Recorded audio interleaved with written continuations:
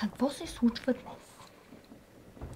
Както си стоя аз на пейката пред операта и говоря с шефа, някой ме бута по рамото и ме пита как е изгореното.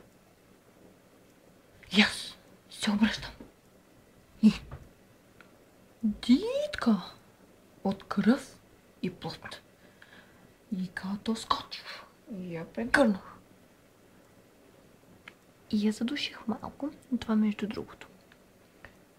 И поглеждам гривната на ръката й. Скъсана. Дитке, какво си направила с гривната, че? Скъсах я, отговаря тя.